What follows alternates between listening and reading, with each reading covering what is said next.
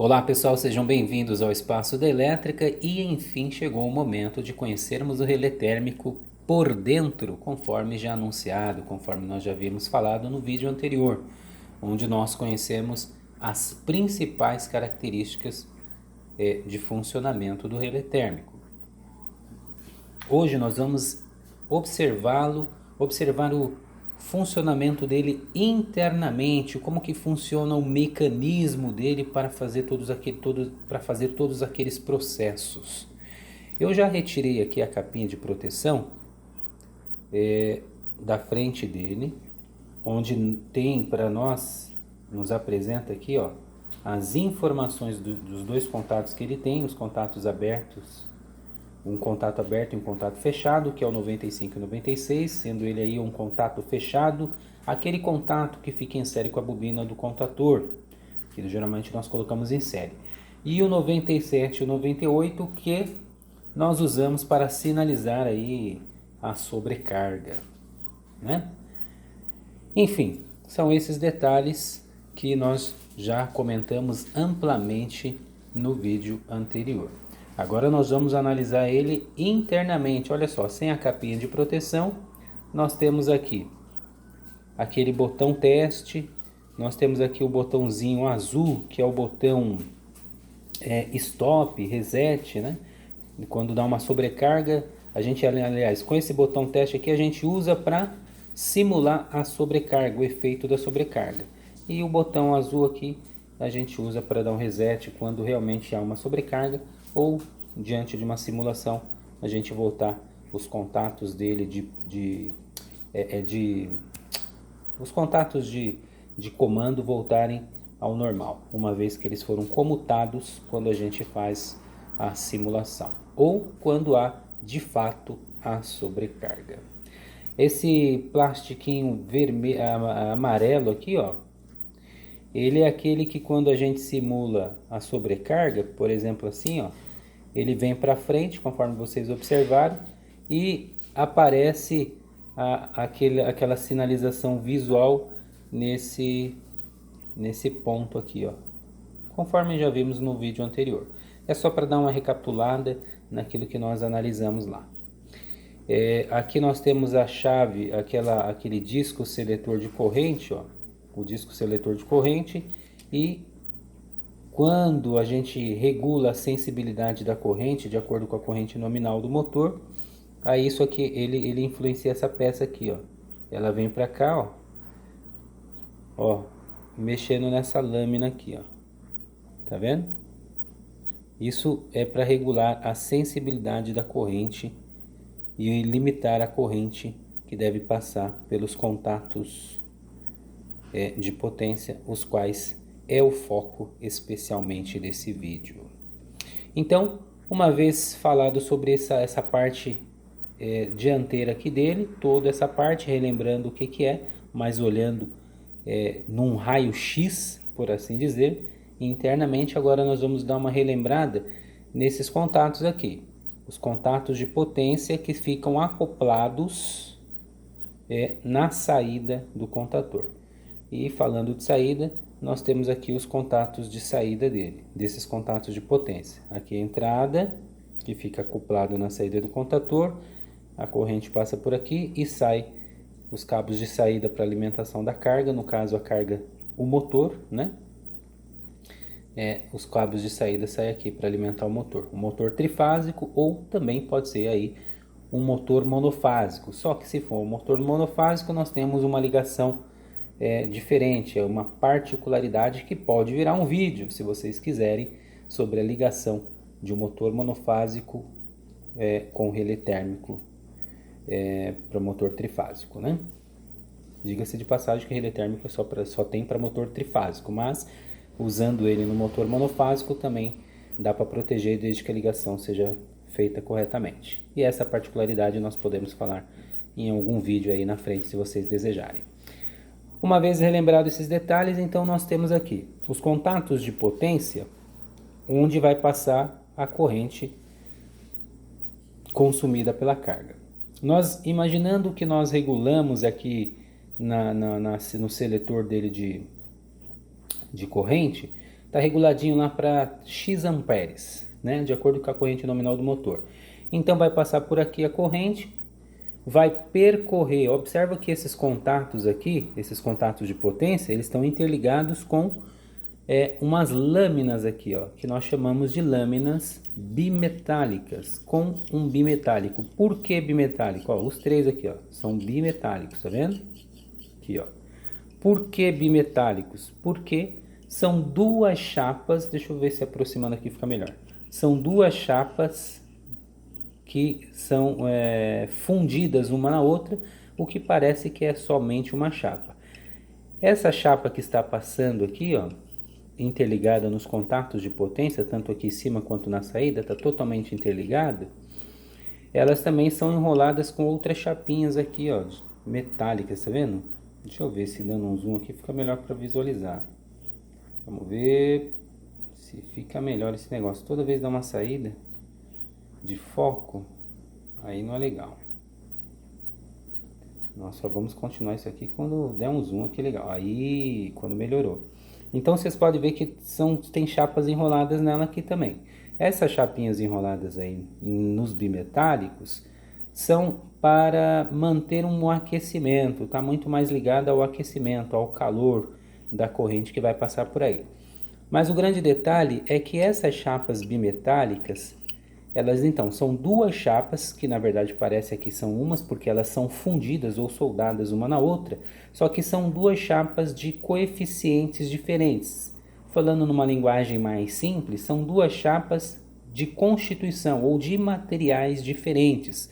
Esses materiais podem ser, por exemplo, cobre e zinco, zinco e bronze, chumbo e bronze, mas em geral se usa aí muito ferro e zinco. Independente de qual sejam essa dupla, que nós podemos dizer assim, eles são de constituição diferente. Portanto, quando passa uma corrente ou quando elas são submetidas a um determinado nível de aquecimento, elas sofrem uma dilatação, uma deformação, só que de maneira muito característica. Por exemplo, o ferro ele tem um maior coeficiente. Na verdade, quem tem o maior coeficiente é o zinco, né? Ele tem o maior coeficiente. Quem tem o maior coeficiente sofre uma dilatação expandida. E o de menor coeficiente, uma dilatação assim, vamos dizer assim, que repuxa para o lado oposto. Então, olha só, imagina essa minha chave aqui, só para ilustrar. Tá passando um nível de corrente aqui acima daquele que nós regulamos. Aí o que acontece? O material, a chapa de material com maior coeficiente, ela vai se dilatando e faz esse movimento aqui, ó, da minha chave, ó. Tipo aqui para a esquerda, certo? Aí quando ele resfria, aí o movimento é o contrário, porque a outra chapa que está fundida nela, ou soldada, faz o movimento contrário com o resfriamento. Ele faz esse movimento aqui, olha da minha chave, ó. Assim, ó, para a direita, quando esquenta, para esquerda, nessa posição do relé térmico, né? Quando resfria, aí vem na posição contrária. Esse é o grande pulo do gato, por assim dizer, que ocorre, o grande segredo no relé bimetálico. Agora nós vamos entender como que isso influencia em todo o funcionamento dele. Eu vou virar aqui, ó, para a visualização ficar melhor. Vocês observam aí que nós temos aqui um mecanismo aqui de plástico verde que está diretamente ligado, vamos ver aqui, ó, quanto melhor o zoom, melhor para vocês visualizar. Esse mecanismo de plástico verde está ligado numa outra chapa aqui, que liga em todo o mecanismo que é influenciado por esse sistema aqui na frente. Eu vou fazer a simulação de uma sobrecarga. Deixa eu ver aqui se está tudo certinho aqui. Dei um reset e a pecinha já está querendo cair. Olha só, deixa eu colocar lá no lugar aqui. Senão vai estragar o nosso a nossa explicação. Então tá. Aí eu vou fazer a simulação aqui, ó, de uma sobrecarga, né? Que isso aqui é o botão teste para simular. Olha só o que vai acontecer lá em cima, ó. Deixa eu ver, ó. Vou fazer a simulação, ó. Tá vendo como a chapinha veio pro lado? Agora eu vou dar um reset, ó. voltou. Agora, tá querendo cair esse botão de todo jeito, não quer respeitar não. Agora de novo, ó, olha lá, viu que puxou para o lado? Então, essa é a simulação de sobrecarga. Quando estiver passando uma corrente acima da corrente nominal regulada aqui, é exatamente isso que vai acontecer. O bimetálico de coeficiente maior, ele vai sofrer uma dilatação empurrando, fazendo esse movimento aqui, ó, se dilatando para, nesse caso agora, ó, para nossa direita aqui, ó, plaque, movimentando esse material plástico e automaticamente deslocando essa chapa. Quando desloca essa chapa, o que acontece é isso aqui, ó. Vou fazer de novo, resetei aqui. Deslocando essa chapa, o que acontece é isso aqui, ó. Isso aqui tem um contato, ó. Tá vendo aqui, ó? Vamos ver se dá para ver de pertinho. Nós temos um contato metálico aqui, que quando ele vem para frente, ele fecha com esse outro contato aqui, ó. Esse outro contato aqui são os contatos, olha só, 97 e 98 do relé bimetálico. Observa aqui, ó, o 97, ele vem aqui, interliga com essa chapinha aqui, ó, e fecha com essa aqui, que é a parte 98. Ou seja, fecha com essa aqui, quando ela vem para frente, faz com que a 95 e a 96 abra. Quando nós damos o reset voltando ao estado natural deles, ó, ela vai lá para trás, ó, aí ela fecha o 95 e o 96 de novo. Ela fecha os contatos do 95 e 96 toda vez que a gente dá o reset, voltando para a posição normal deles. Conseguiram entender? Então aqui vamos simular a sobrecarga, ela vai vir para frente, ó, fechando esses dois contatos aqui, ó. Abre 95 e 96, fecha 97 e 98, através dessas lâminas aqui, ó. Então ela vem para frente, ó, na simulação. Viu? Aí encosta, ó, para vocês verem direitinho, ó. Aqui tem uma chapinha metálica, então encosta, a corrente passa por aí, passa por aqui, ó. Tá vendo? Mas abre as outras. E quando a gente dá um reset voltando para o estado normal, ela fecha. Então, esse mecanismo aqui todo faz esse processo. Mas no natural, diante de uma sobrecarga, quem é que faz o processo aqui? Aqui é a simulação, o processo de simulação. Mas quem é que faz? O bimetálico. Por quê?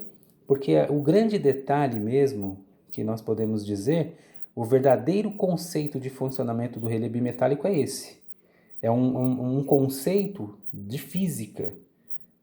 Esse é um conceito puramente de física no bimetálico. Então nós temos duas chapas fundidas aqui, de coeficiente ou de material diferente, com capacidade de dilatação completamente diferente.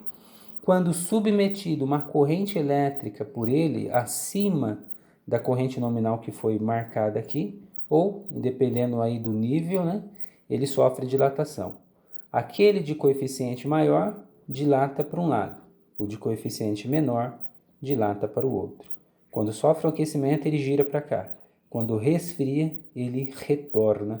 Aquele que é de coeficiente menor retorna, influenciando diretamente nesse mecanismo, conforme nós já mostramos aqui, ó, na simulação.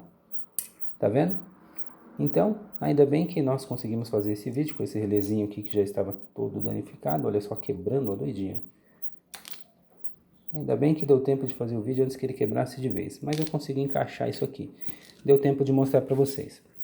Então, esse é de fato o verdadeiro conceito do que nós podemos, desse nome, né? Relé bimetálico.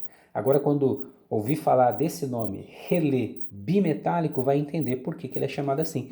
Exatamente por causa do funcionamento dos seus bimetálicos, que são duas chapas fundidas de coeficiente de dilatação diferentes, onde, quando sofre um aquecimento, uma tende a torcer para um lado, quando resfriada, a outra chapa faz o efeito contrário, de puxar para o lado oposto, influenciando todo esse mecanismo, fazendo com que esses contatos aqui se comutem.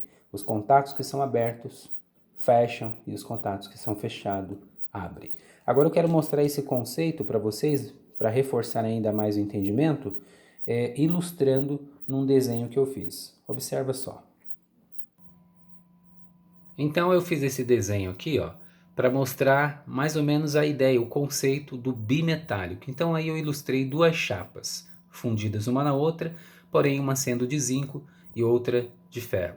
Considerando que o zinco ele tem um coeficiente maior e quando passado por ele um determinado nível de aquecimento, ele tende a se dilatar para um determinado lado, nós temos aqui essa ideia. Imaginando aqui, ó, que houve uma sobrecarga, nós regulamos lá. Aí o zinco tende a, com coeficiente maior, torcer para um determinado lado. Ó. Ele se expande, tem, né, essa ideia de expansão. Aí ele se expande conforme a gente viu lá no processo do mecanismo, puxando esse mecanismo para cá. Quando ele puxa esse mecanismo, que a gente olhou lá no relé térmico, ele faz com que esses contatos, o contato 95 abra, automaticamente fechando o contato 97 e 98, onde nós podemos conectar aqui, por exemplo, um sinaleiro para mostrar que houve uma sobrecarga nessa saída.